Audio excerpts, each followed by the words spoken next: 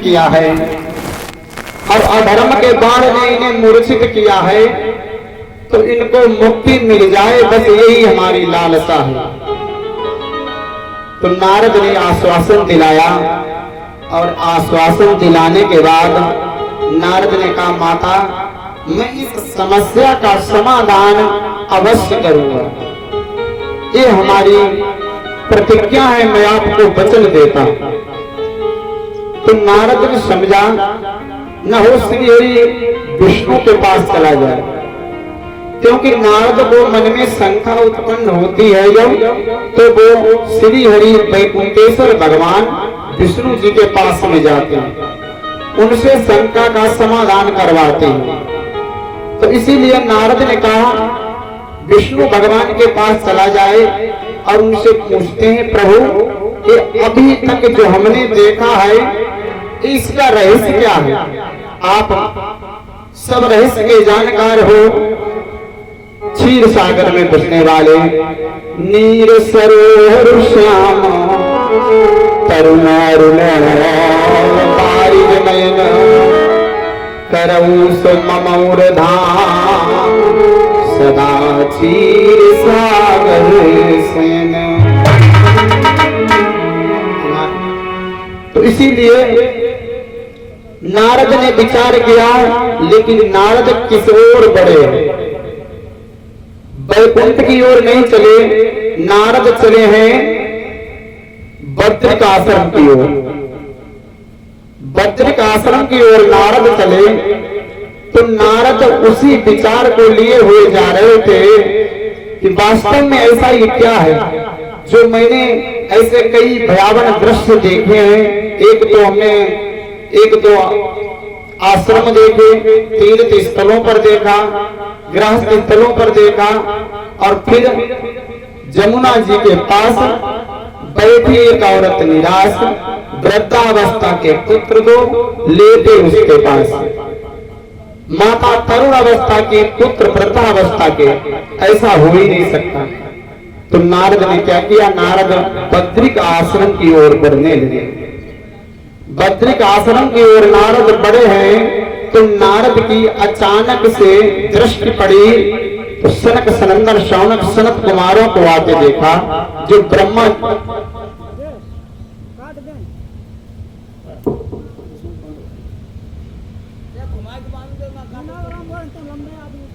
ब्रह्मा जी के प्रथम पुत्र हैं, सनक सनंदन शौनक सनत कुमार, सबके पूर्वज भी हैं। और बचपन की बात करें तो ये जो है बाल्यपन में भी सबसे छोटे, सनक सनंदन शौनक सनत कुमार। तो सनत कुमारों को देखा नारद जी ने, तो नारद ने देखा, नारद ने बद्रिक आश्रम से सनत कुमारों को आते देखा। नारायण तो वो कहते थे मुख पर भी चिंता की रेखा। नारद के मुख पर एक चिंता की रेखा थी। उत्तेजित जो मुख नारद का है वो उत्तेजित नहीं था, बिल्कुल शांत था, क्योंकि नारद जो है, नारद को किसी से मोह ममता नहीं है। नारद ने जब एक बार, अग्रिम कथा जब आगे आएगी तब आपको सुनाएंगे, नारद ने जब एक बार कहा हमने काम को जीत लिया, हमारे पास मोह माया नहीं आ सकती, तब भगवान ने उनको दिखाया था। तो इसलिए नारद जो है, नारद को किसी का मोह नहीं है।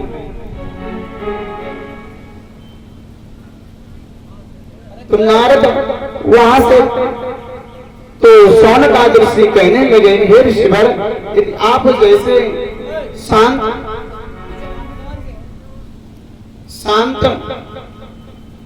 स्वरूप, जो आप जैसे धीरे धीरे ज्ञानी और इस प्रकार चिंतित हो जाएंगे, तो इसका रहस्य क्या है? इसका रहस्य मैं जानना चाहता हूं।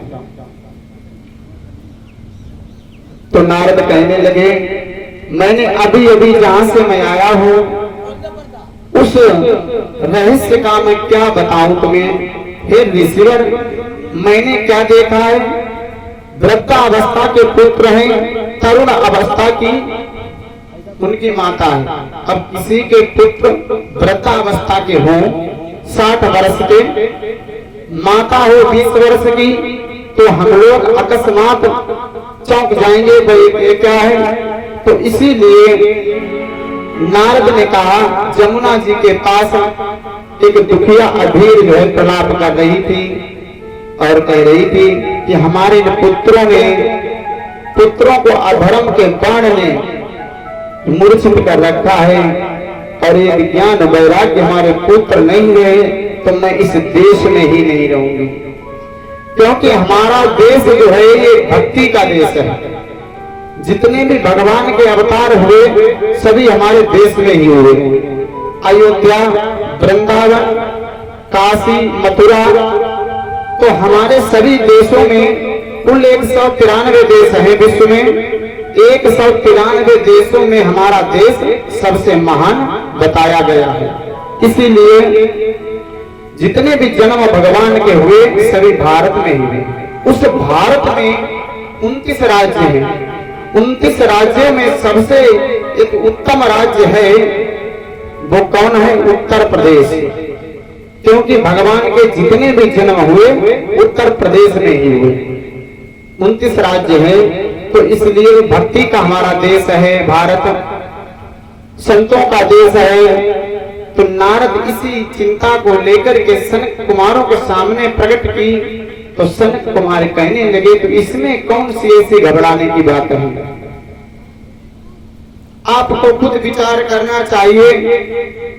वास्तव में यदि वो मूर्छित हैं, उन्हें मुक्ति नहीं मिल रही है, तो आप जैसे वेदांगी होशियार ज्ञानवान होकर के भी आप हमसे पूछ रहे हो।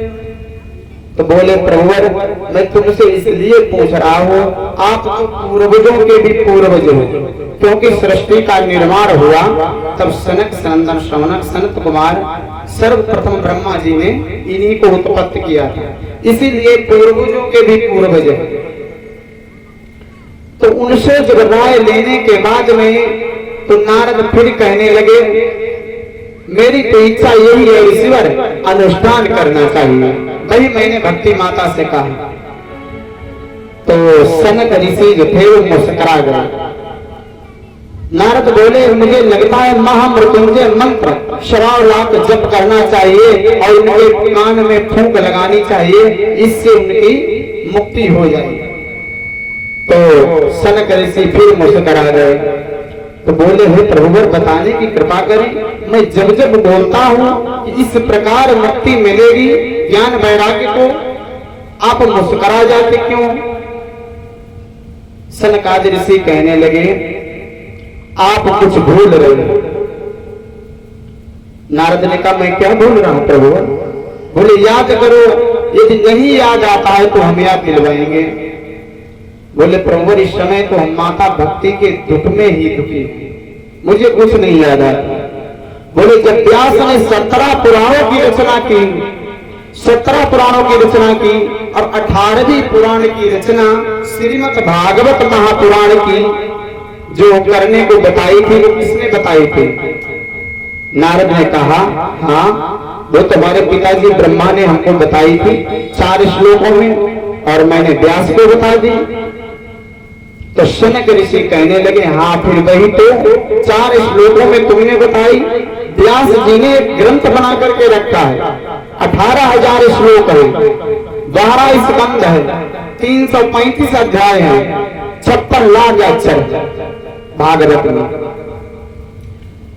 उस कथा को सुनाने से ज्ञान वैराग्य जो है उनको मुक्ति मिल जाएगी। तो नारद ने हाथ जोड़े और कहने लगे, प्रभु हम पर कृपा कीजिए और हमारे साथ में ही चले आए। सनक आदि ऋषियों को लेकर के नारद आज वही जमुना जी के किनारे, जहां पर वो तरुण अवस्था की स्त्री जो माता भक्ति मैया जो वहां पर दुख प्रकट कर रही थी, और वहीं पर लेकर के आ गए। नारद फिर कहने लगे, धन्य भाग्य है यार, दर्शन दर्शन तुम्हारे हो गए, एक गहरी चिंता का राज। ये तो हमारा सौभाग्य, तुम्हारे दर्शन हुए, हमारी गहरी चिंता थी, उसका जो राज था वो मैंने आपके सामने प्रकट किया और आपने उस समस्या को हल कर दिया। तो इसलिए ये तो हमारा सौभाग्य है। भगवान पधारिए आप यमुना जी के पास में।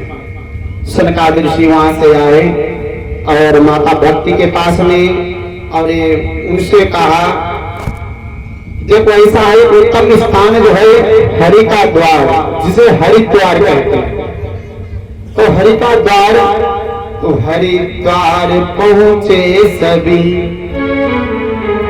आनंद नामक तट मुनियों का सार, आनंद प्रकट करते वहां निर्मल गंगा की धार। निर्मल गंगा की धार बहती। आनंद नामक तट, वास्तव में वो आनंद नाम का ही तट था हरिद्वार, जहाँ भगवान का हरि का द्वार है। भगवान का हरि का द्वार हो, वहां पर आनंद ना आता, इसीलिए उस तट का नाम है आनंद नामक तट। इसीलिए लिखा है हरिद्वार पहुंचे सभी, आनंद नामक तट मुनियों का सार। वहां संत मुनि आते हैं, मुनियों का सार, आनंद प्रकट करते वहां निर्मल गंगा की धार बहती थी। तो वहां पर पहुंचे हैं, तो सनकादिक ऋषियों ने वहां पर सभी को निमंत्रण दिया। श्रीमद् भागवत कथा का अनुष्ठान होगा, सभी लोगों से निवेदन है सभी लोग आए।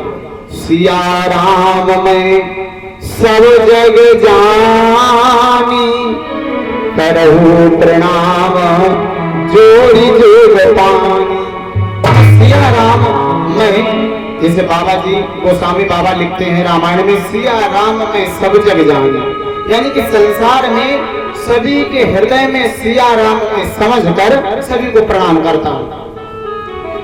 तो ऋषि सनकादिक ऋषियों ने कहा, तो वहां पर भागवत में लिखा है पशु पक्षी चीता चींटी, मतलब जितने भी सर्प, जितने भी जहाँ के जो भी जीव जंतु थे वो वहां एकत्रित हो गए हरिद्वार, हरि का द्वार।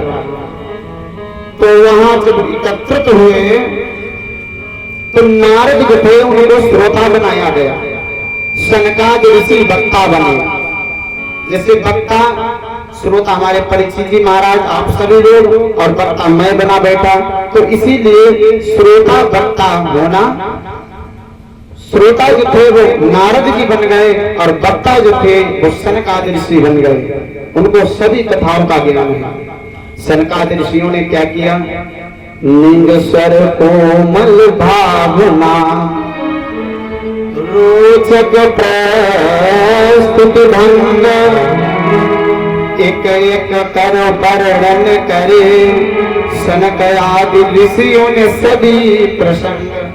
18,000 श्लोक, 335 अध्याय।